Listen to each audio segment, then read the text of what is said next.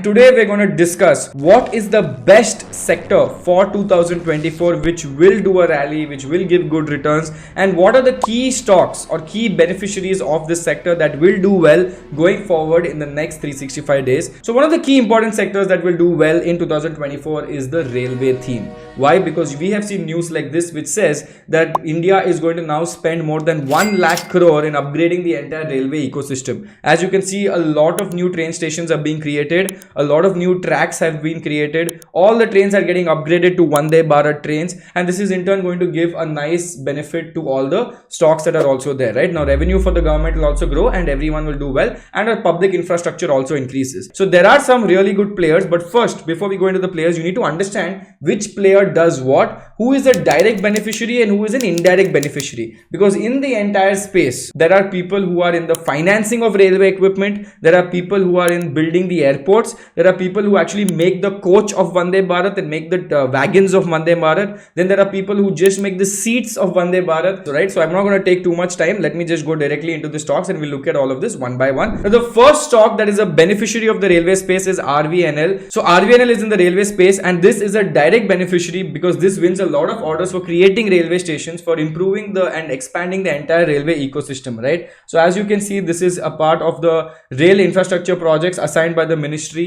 of Railways, including doubling, gauge conversion, new lines, railway electrification, major bridges, workshop production units, and a lot more. So usually what happens whenever a big order comes, RVNL wins the big order, and then it starts giving it to other railway companies saying, Acha, you make this, Acha, you make that, Acha, you make this. So all of these companies are also in the space right now, but RVNL is a direct beneficiary, and that is why it is sitting at a very big market cap of 37,850 crores.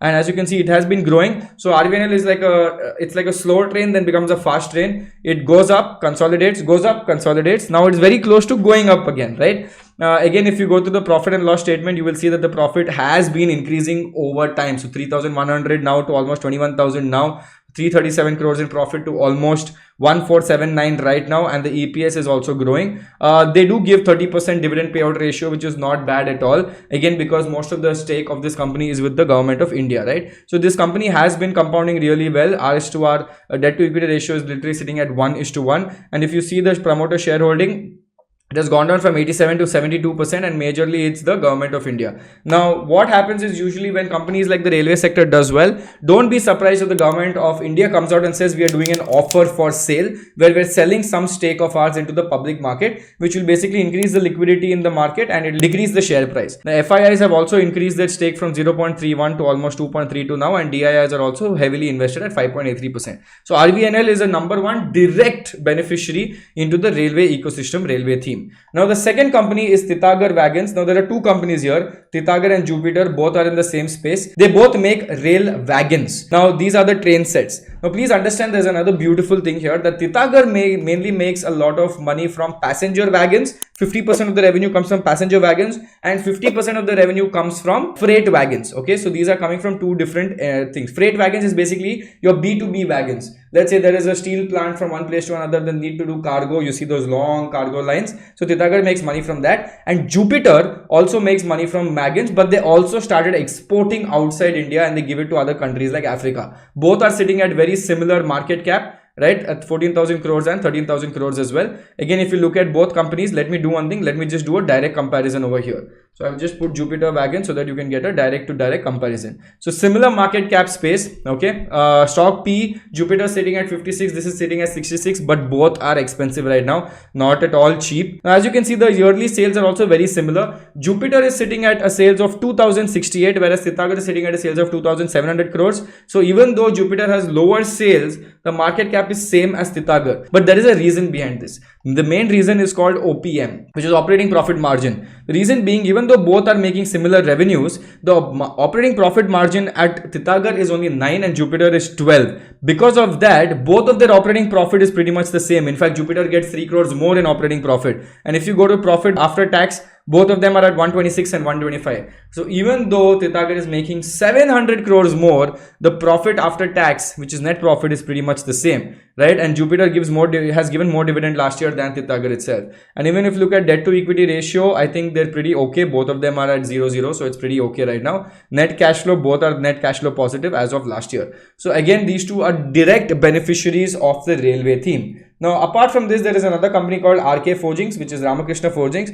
Now, Ramakrishna Forgings, very interesting case. Whenever these guys apply for public tender, because in the government, it is a public tender. So, usually Jupiter or Titagarh, they tie up with people. So, sometimes they tie up with BHEL, sometimes they tie up with Ramakrishna Forgings, sometimes they tie up with other companies. So, RK Forgings has been a tie-up partner with a lot of railway companies. Again, it is in the forging space, right? They make a lot of these small equipments for the entire space, including railways. And even if you look at the year-on-year profit, it is definitely not bad. It is definitely growing. Only problem is debt to equity ratio is similar to 1:1 debt to equity ratio. As you can see, very similar, right? But this company is doing well. It will continue to do so. And this is also, I would say, a direct beneficiary because they do a joint venture and come in. The next company sitting at 12,000 crores company called HBL Power Systems. So very interesting. They are making a new software called Kavach. It is basically a train collision avoidance software and train management software. They make all of this. And now they're coming up with Kavach, as I told you, which is Indian government adopted TCAS as the National Automatic Train Protection and named it Kavach. So Kavach is now going to be deployed across. It is not completely deployed yet. So when this deploys, this company is going to do really well. And that's why you can see the massive rally in the last 1 year, because now Kavach is being built by HBL Power Systems. And as you can see, the growth, beautiful quarter-on-quarter growth is happening. 25 crores revenue to 101, and again net profit from 9 to 68. This is quarterly, and if you look at yearly, you will see the similar picture, right? Very, very good growth in the profit and loss statement, very good reserves to borrowing ratio.